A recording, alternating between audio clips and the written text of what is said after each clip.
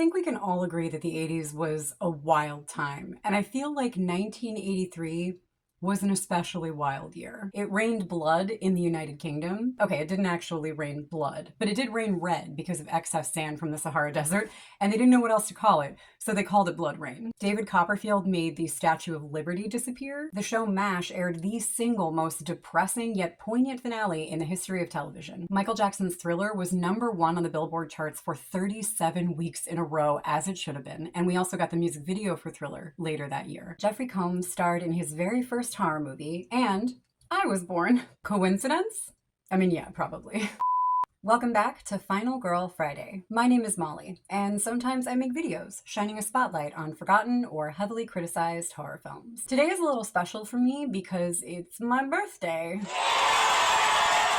My birthday actually fell on a Friday this year, which almost never happens, so I'm excited. I mean, I'm also turning 42, and it's 2025, so my emotions are mixed. But I thought to celebrate, I would talk about a complicated little movie that debuted the same year I did. Frightmare, also known as The Horror Star, is an unusual supernatural slasher from 1983. It was written and directed by Norman Thaddeus Vane and originally distributed by Saturn International, but it has since been redistributed by Troma and Vinegar Syndrome. You can actually see the Vinegar Syndrome version right behind me. Here it is. It has a baffling 19% audience score on Rotten Tomatoes, 4 out of 10 stars on IMDb. And while I admit it is not a perfect film, I have my issues with it, I also feel like it hasn't been given a fair shake. It deserves better. It certainly deserves better than 19%. That's like a Bye-Bye Man level rating. It's better than that. And I'm not just saying that because it was Jeffrey Combs' first horror movie, but that does help. Frightmare tells the story of an aged horror legend, Conrad Ragzoff, in the twilight of his life, who is determined to go out with a bang. He's in poor health, he knows his days are numbered, so he arranges to have his body entombed in a crypt and turned into an interactive tourist attraction, which is frankly fucking fabulous. Hats off to Conrad. That's how I want to go. Shortly after Conrad's death, a group of his biggest fans break into his crypt, steal his body, and take it back to a mansion for a big going away party. As you do. But what they don't know about Conrad is that he didn't just play a villain on screen. He was also an all-around piece of shit person in life and kind of a serial killer. A little bit. And his wife is not much better. When she realizes his body's been stolen, she visits an old friend who is also a medium who channels Conrad's spirit from the depths of hell, which is where he went because of all the serial killing I mentioned. Somehow, channeling his spirit also brings him back to life, and Conrad's widow commands him through the medium to seek revenge on his grave robbers. Things get psychic, they get psychotic, and they also get a little psychedelic as Conrad hunts the kids down one by one. Now, as I said, Frightmare is not a perfect movie. In fact, when I first saw it years ago, I was disappointed, which was totally my fault. I went into it with sky-high expectations based on that premise and the fact that Troma had its name on it.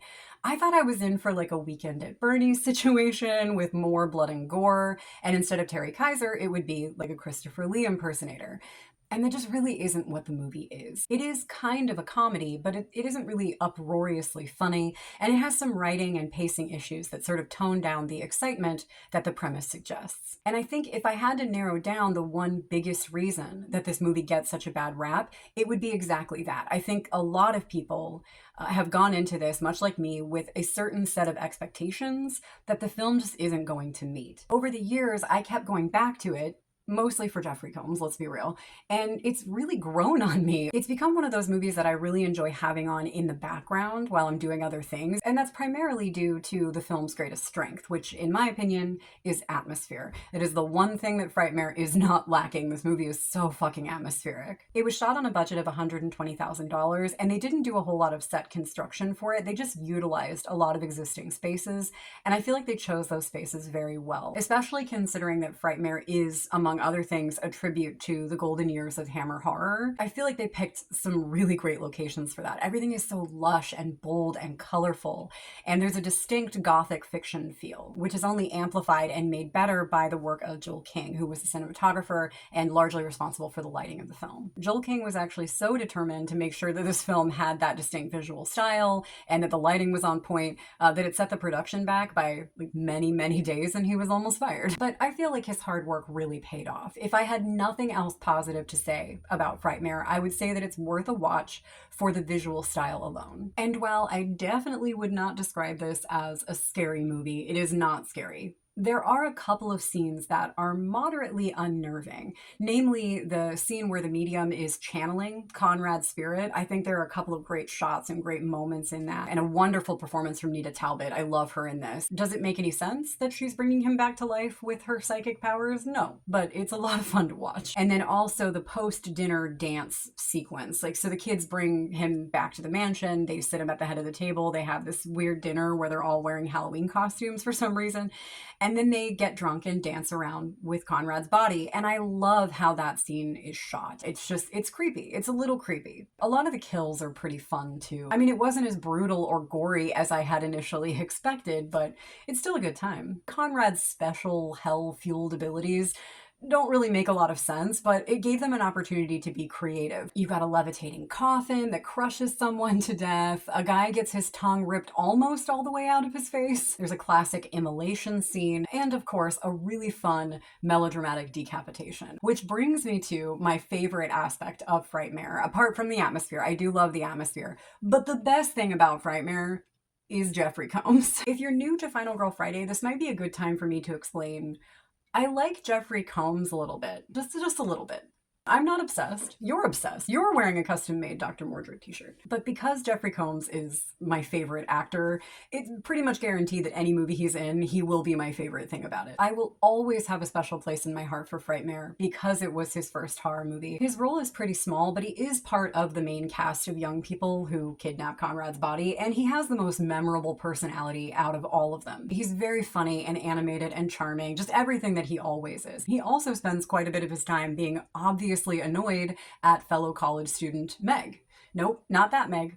This Meg. Why did girls named Megan always want to ruin Jeffrey's life in the 80s? I will say that his annoyance with this Meg feels a little more justified than his annoyance with Megan Halsey, and that's because of one of the film's greatest weaknesses, which is that the characters, for the most part, are all incredibly unlikable. Unlikable characters are not something that I personally have experienced much in this decade, specifically within this subgenre. Slasher movies of the 80s, I can usually rely on them for charming, funny, lovable people. That is not the case with Frightmare. Everyone in this movie, including Jeffrey Combs' character, they're all garbage people. As I mentioned earlier, Conrad Ragzoff was a terrible human being. He was like a serial killer. He murdered people.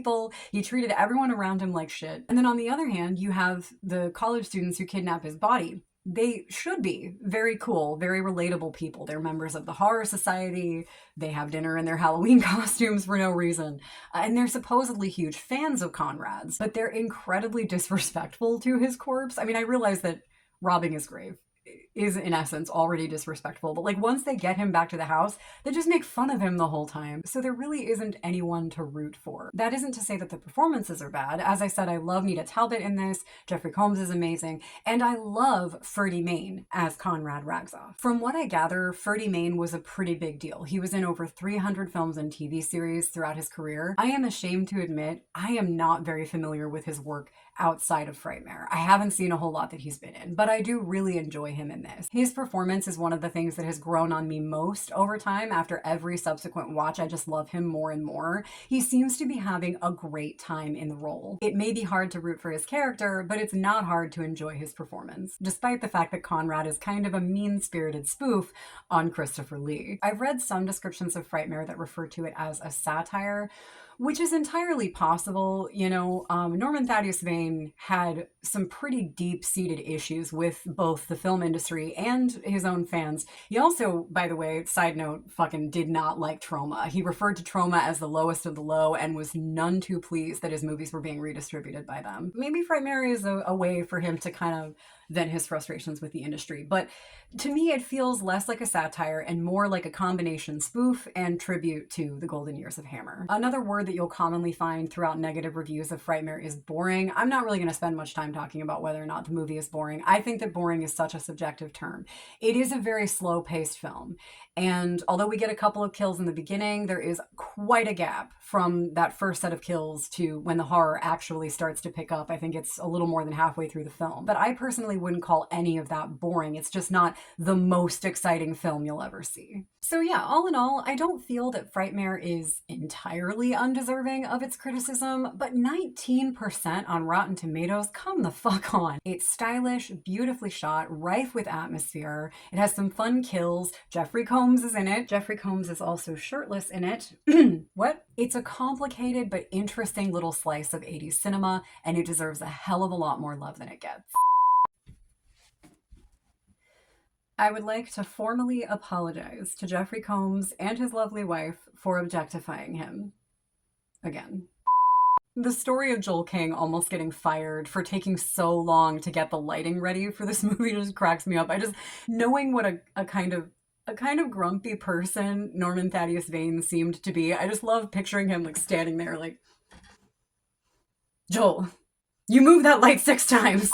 So many great horror movies came out in '83. It was such an awesome year for horror. You had Twilight Zone the movie, Sleepaway Camp, Cujo, Curtains, which is just one of my all-time favorite slashers in general, and then Videodrome, which totally uses information that nobody asked for. Videodrome is the movie that I stole my last name from. Huge thanks to Steve Foster and Joanna Ray for casting Jeffrey Combs in this movie. Although apparently he was actually only cast because they already had a head for the decapitation scene, and Jeffrey Combs was a good match for it.